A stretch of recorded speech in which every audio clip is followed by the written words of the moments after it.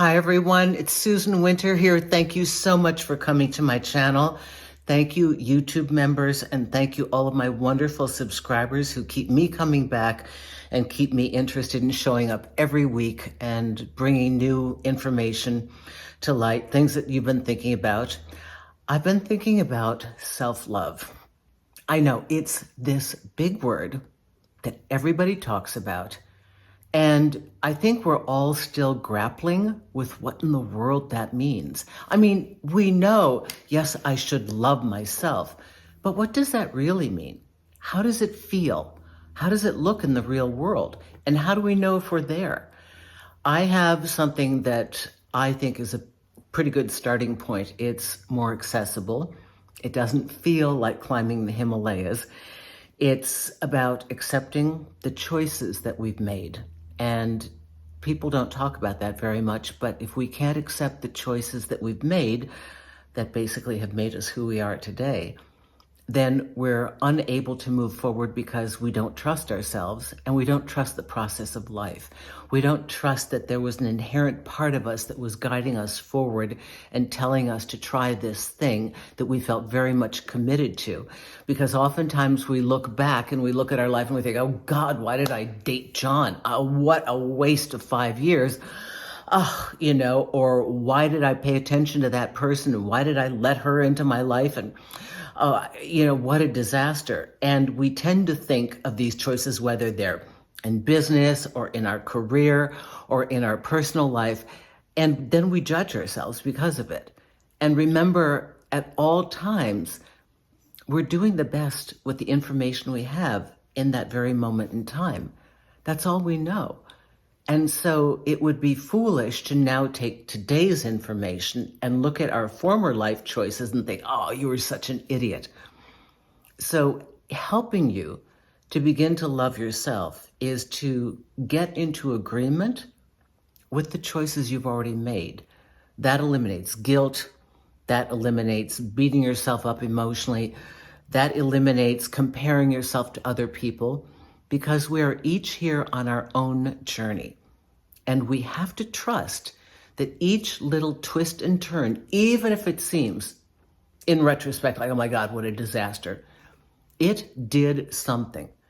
And our inner guidance was urging us to take this path. Could we speed up the learning faster? Yes. Hopefully that's what we're learning in evolution. We are speeding up our understanding. But in the meantime, the best we can do is to accept that we made these decisions. This is part of the mosaic of our lives, and that these pieces have meaning. And that as we take a closer look at each progression, that this led to that, which led to this, which led to that, and that somehow we are today where we need to be. The elimination of comparison is another huge factor in self-acceptance. And we are social animals. So it's almost impossible not to compare ourselves to others. I felt an absolute true decline the minute that my media department told me you have to be on Instagram. I mean, it's beautiful visually, don't get me wrong. But if I look at one more person bragging about their 7 or now 8-figure business, while they're trying to hustle me for money and you, or I'm looking at one more person showing me the incredible hotel that they have and airfare and plane and private jets and perfect life. And I have to remember, like all of us, don't bite the bait. If you got to push it so hard and sell it so hard, who are you really trying to convince? And isn't it sad that we all have to be this other person in order to have other people like us, so that hopefully at the end of the day, we will like ourselves? I think of it every time I think of luxury goods, handbags and things like that are extraordinarily expensive. And the nod that you get from another woman, like, oh, you're in my group. And then I think, wow, that's the price of admission to this group. I think it's much deeper than that. The day we can start liking who we are and trusting that we have enough just because we're here, that we don't need to have all these markers. If you want it, fine. get it. Live the most luxurious lifestyle. If you can go in a private jet, do it in a heartbeat. But it doesn't define who we are. If we are looking for our worth from another human being, we are so lost to begin with, because human beings are fickle. And if you don't believe it, just look at your love life. People come in and out, and you do the same thing, right? So we can't trust upon their approval to make us feel good. That will never work. So comparing ourselves and where we stand in the world, definitely a killer of self-love and self-esteem.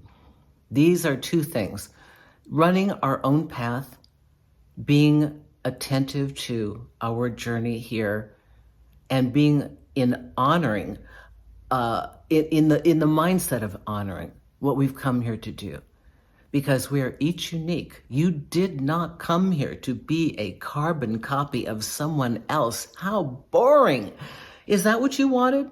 Did you want to try and reproduce somebody else's lifestyle? Be them? A bad version of them?